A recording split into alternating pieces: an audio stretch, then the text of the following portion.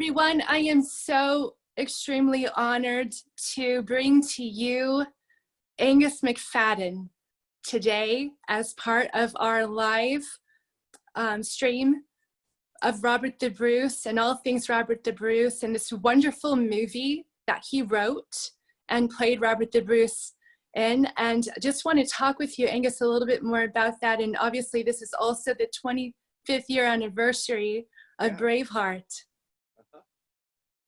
And of course, we grew up watching you on Braveheart. Braveheart was so inspiring to so many people all over the world, not just Scots or Americans with Scottish heritage. Yeah. It's funny because the film at the time when it was doing the rounds in Scotland, it was considered the cheesy Hollywood script. There was the other one filming at the same time or casting was Rob Roy, which was considered far superior.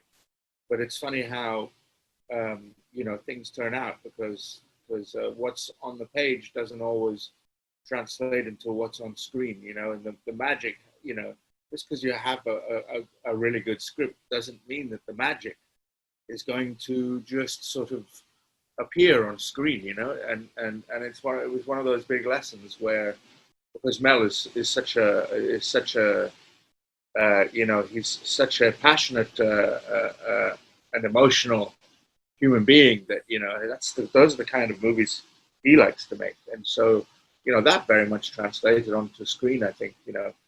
And I just recently read about that Randall Wallace said, you know, that the script isn't really a war movie, it's a love story, and it's about like when women watch it, they go, now that's how I want to be loved by a man. And I was like, oh, wow, I hadn't thought of it like that. And that really makes sense as to why it was so popular in some way, is that he kind of plugged into that emotional state. And that was the secret in a way, I think, to the success of the film.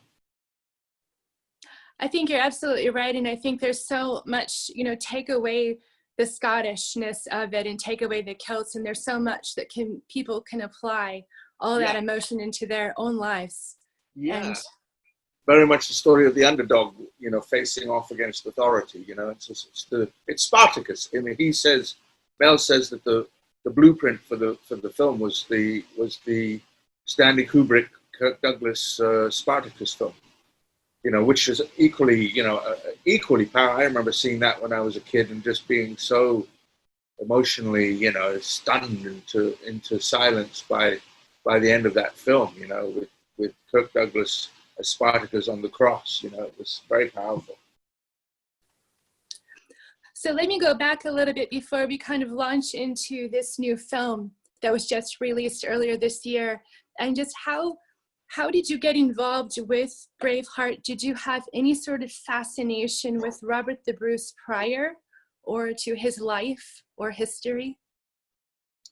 You know, Robert the Bruce is I think is in some way more known than William Wallace because he became the first king and reigned as a great king for many years. So that's the story which everybody really knows about, you know, and especially, you know, children were often taught that the story of the spider in the cave as being a sort of a moral, you know, for character building, is that, you know, you have to, if you don't succeed at first, you have to try and you have to try and you have to try. And that moral is very much something which I think is sort of something which a lot of people were taught, you know.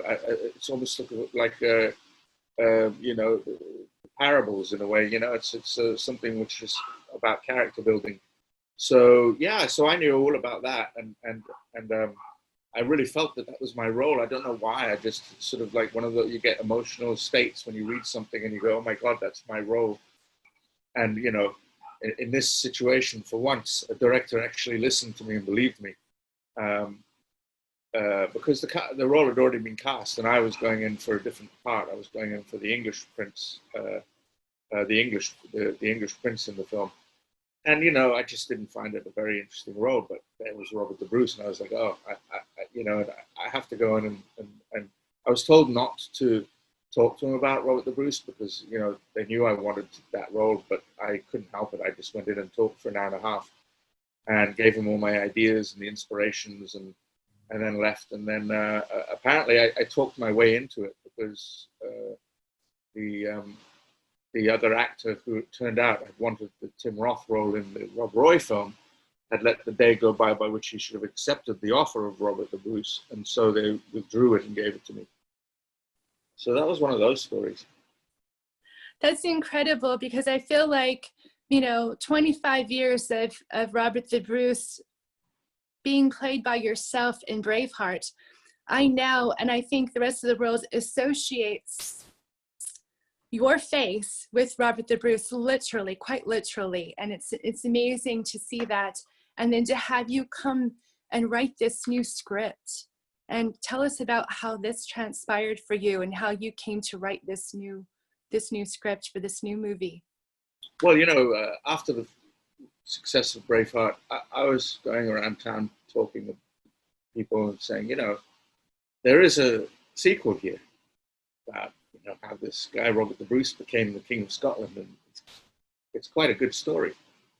And and people just weren't interested because I guess, you know, Mel Gibson had died, and the other, you know, I was like, no, I don't think we can really have a ghost come out. It's a bit, you know, Star Wars like.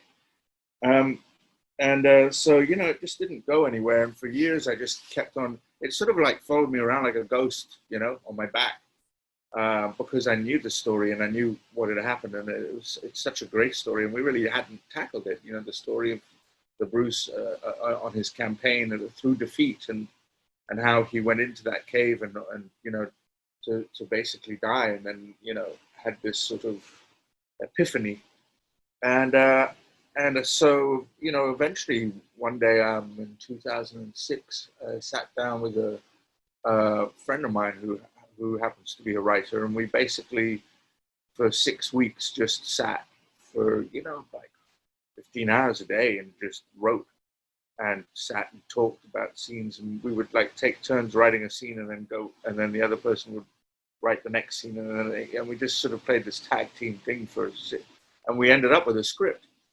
And it was a big, epic film, you know, 3 hour long. It was going to cost 80 million, you know, and it had it spanned all these continents: France, England, the story of the Knights Templar, and it was just way too big, and you know, nobody really wanted to touch it. So in 2010, I said, well, let's just shrink it down to the heart of the story, which, you know, we could make with a lot lower budget, which is that story of the cave and that specific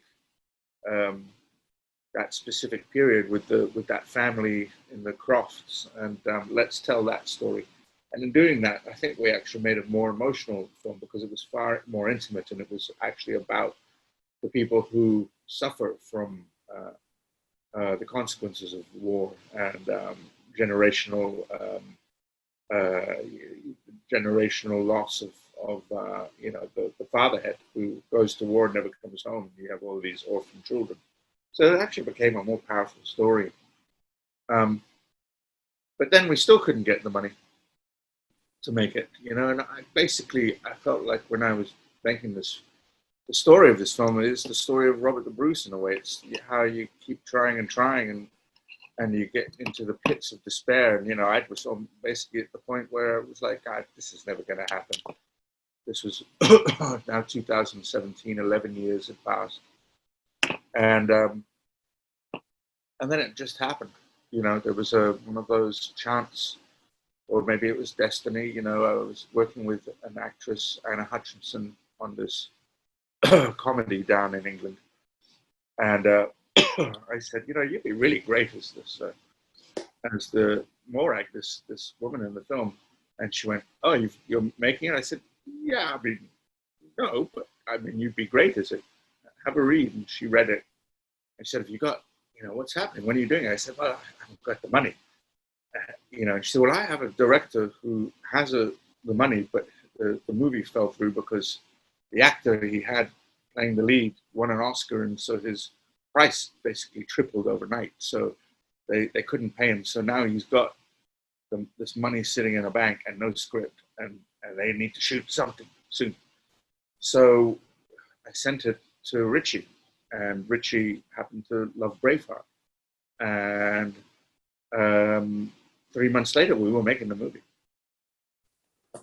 I absolutely love that story. And I love the perspective that you took with this whole film. And I think, you know, if you want to talk about destiny, and who am I to say this or promote this, but it is the 700th year anniversary of the Declaration of Arbroath, which is hugely important. And I think the emotional side of this movie and the beautifully way in which it was written and shot is maybe more relevant to what we're all going through right now, perhaps, and is resonating with people because of, and so maybe the timing maybe is perfect. I don't know. What do you think? I think that, I mean, it is amazing because when we wanted to premiere the film in Scotland and show it to a Scottish audience in cinemas, and you know, you really don't have control over dates and things like that. You know, there's so many mitigating factors, and when you open a movie and things, but we just happened to open on the anniversary of Bannockburn last year. That was our date, the 22nd of June, I think it was, and it was like, wow, that was like the timing. Nobody had actually realized it. Because, you know, we were opening at the Edinburgh Festival, but nobody actually had realized it until I said, guys, that's actually the anniversary of Bannockburn, which is kind of amazing. And you know, so we opened there, and then this year, it being, you know, the month of the Declaration was a remarkable moment too. You know, I was really trying to push for the actual April the 6th, I think it was. But anyway, we opened in that month, and that was yet again an amazing moment. And the movie being all about, you know, the trials and tribulations and of you know, a guy going into a cave and self-isolating is kind of strange as well, you know. So it does speak to this time. I find it extremely relevant, and I think, you know, just hearing about people's reactions, seeing the film in Glasgow, and just all of the emotion that they had after watching it, that's incredible as well. Yeah, the difference in reaction between a Glaswegian audience and an Edinburgh audience is quite large. Well, and I've heard from a lot of different people from Scotland. You know, we're working very closely with the Scottish government, the Scottish Business Network, and I have many family members over there, and I just only hear just very high praise. I feel like people are very touched, deeply touched that you would make a film like this and put it out there. And it includes bits and pieces of the history that I think the rest of us weren't aware of. I think, you know, after watching Braveheart, and we knew that Robert the Bruce became king, but we didn't know that there was this almost lifelong struggle, but a very deep struggle that went on for quite some time in many ways, you know, more so than William Wallace made his sacrifices. Robert the Bruce sacrificed maybe perhaps his entire life. Yeah. That was, for me, was fascinating too, was because there's, you know, no denying the man was, you know, a noble born, you know, an aristocrat, a foreigner, you know, and had claims to the throne of a country which, you know, he'd never really even lived in. And so that was a fascinating aspect too of, you know, that there's a guy who just sort of sees this as almost like a shiny new car, you know, and it's his by right. That's sort of, you know, the privilege of the high and mighty, and how, you know, in this ambition to own this thing, you know, he loses himself and is humiliated and is brought down, you know, from great heights to the pits of despair, hiding out in a cave by himself. That to me was like, that's like Joseph Campbell territory, you know. that's one of those journeys which is so incredible to contemplate, and then how, you know, the turnaround from that, and how he came out a changed human being and became one of the great kings. You know, I mean, this is a guy who then you know, made it legal for all of the people in Scotland, the working classes, the masses, to go. He gave them, you know, parks in Aberdeen so they could go and, you know, hunt. And it wasn't, you know, you wouldn't get hanged for poaching on the king's land. You know, you could go and catch rabbits and you could eat, you know, and you weren't just condemned to eating, you know, I don't know what, you know, turnips.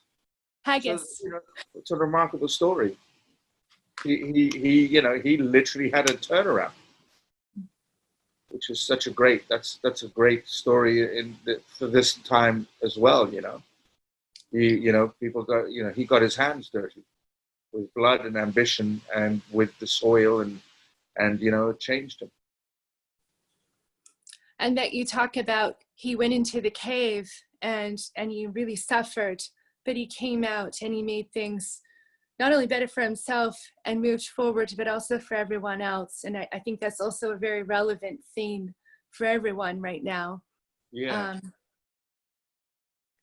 That you can make it through such adversity and come out the other end and things could be better. And we just have to work so hard for that. And I think it's just there's so many beautiful things about this movie, but I think that message is so inspiring and so very relevant to everyone. And yes, I really encourage everyone to watch it. If you haven't already, watch it again and again and again. Yeah. It's very true what you're saying about, because, you know, right now is an example of people just, you know, not having the patience to you know, remain, you know, in place and you know, to deal with this virus, you know, that people, you know, seem to want, you know, their privileges and their, you know, so-called freedoms, but, you know, it's like you know, you have to earn them as well, and you know, it's very strange times when you know, you watch the madness of people, you know, heading out to bars and, you know, like starting the whole thing up again, you know, because, you know, you want to, you know, it's not even just a drink. You can have a drink at home, but it seems to be this thing of, you know, needing distractions and getting out, and you know, I mean, I guess, you know, maybe if I was 20, I may be the same thing, you know. Maybe I'm, you know, fortunate enough to be, you know, in my 50s now, you know, where I'm in the vulnerable position, so I'm staying in. But, you know, maybe in my 20s, I'd have gone, the hell with that. I'm going to the bar to hang out with a bunch of buddies. But it is an interesting time in that sense. You know, I wonder if people are just become so used to being entertained in some way, shape, or form that truly for some people, maybe it's a little uncomfortable to be by ourselves and just, you know, thinking and using our own mind and being alone, which can also be, that can be transforming. And hopefully that's happening. That can be very transforming. It's difficult to do if you're in an apartment with just the TV. Like, probably people were absolutely sick of watching, you know, crap on Netflix or whatever, you know, like, you know, just like up to here with all of this TV stuff. So they really needed to get out into real life again, maybe, you know. So I can understand that as well, because if you don't have access to nature, you know, which is really important, you know, to get out amongst the animals and see, you know, feel the earth beneath your feet, you could go mad in an apartment for 3 or 4 months. Yeah. True. Yeah. Very true. Do you feel like at this point in your life you've told all that there is to tell about Robert the Bruce and his history? Do you feel like are there more things you want to do with this character and with this history? I have a third section. I mean, I have the next thing, which is leading to Bannockburn, the battle, and Arbroath, the declaration. I have that section still and I have the script ready to make. And it uses a lot of the material which was taken out of the other one, with the Knights Templar at the time were being hunted down by the French king Philippe le Bel at the time, and crucified and burned at the stake. This was happening at exactly the same time over in France, you know, on the steps of the Notre Dame Cathedral, and that's an amazing story which sort of ties into that. So I have that ready to go, and I also have a play which I've written, which is Robert the Bruce in the Cave, which I've recently finished, or I'm finishing. You know, it was something I started doing in isolation during this period, because it was like, well, now that I'm really actually isolating, let's go for this. Let's write this in almost in a modern way, with the madness of the voice of the spider, you know, in the corner talking for all of this time. So I've got these two pieces, and you know, unfortunately, Scotland then lost its independence in 1707 with the Treaty of the Union, and I also wrote a script about that. The reason for that happening was the Darien adventure to Panama, and where Scotland's wealth was basically, Scotland was bankrupted and they were forced into the Union with England. So I have the story of why we lost our independence after that. These stories, which I really feel are important to tell, because Scotland, you know, when your history is sort of you know, dusted under the carpet and made irrelevant, and your voice is no longer one which is deemed to be of any importance, then, you know, you as a people, that's your soul in a way. That's your past. It's where you came from, and that sort of form of historical amnesia it's akin to losing, you know, your memory, your soul, as it were. And so these stories about our past and how where we are in the present came to be are really important to tell, you know, without any form of propaganda. You've got to be able to see why we are where we are. And so, you know, I kind of, you know, I just sort of, a lot of my writing these days has become about Scotland and these events, which I just feel are very important to try and tell. I can very much appreciate that, and selfishly, I would love to send over to you an archive of our family, the Clan McIntosh and Clan Hatton. Clan Hatton was the only confederation that ever was in the Highlands. It consisted of the McIntosh chief as the chief of Clan Hatton as well. And the archives that I have are widely unpublished and unread, and they're archives and history of the clan chiefs, dating all the way back to, I believe, 1291. And it's fascinating, and I'm very proud to be able to say that, you know, our clan was, the McIntosh chief and our clan was on the front line of the Battle of Bannockburn, listed as number 2 of the clan chiefs there with Robert the Bruce. We're great friends and great supporters of the Bruce. And as a result, they also had a long-standing feud with the Commons. It was very famous. Oh, yeah. And a bloodbath in Castle Rate some years down the line. So to me, that's very fascinating. And if for nothing else, just for you to read that if you want to, it's fascinating to me. Yeah, send it over. Yeah, I will send it. I didn't know that, and you know, I need detail, because, you know, in the writing of the Bannockburn story, that's important detail, you know, for me to be able to add these things in, you know. I will send it immediately to you, and I will make sure you have access to our archives if you need them. Oh, great. Thank you. I greatly appreciate that. What other projects? So you just talked about some projects, the play. I cannot wait to see what you do with the play and with this other movie. Any other projects you'd like to touch on or talk about?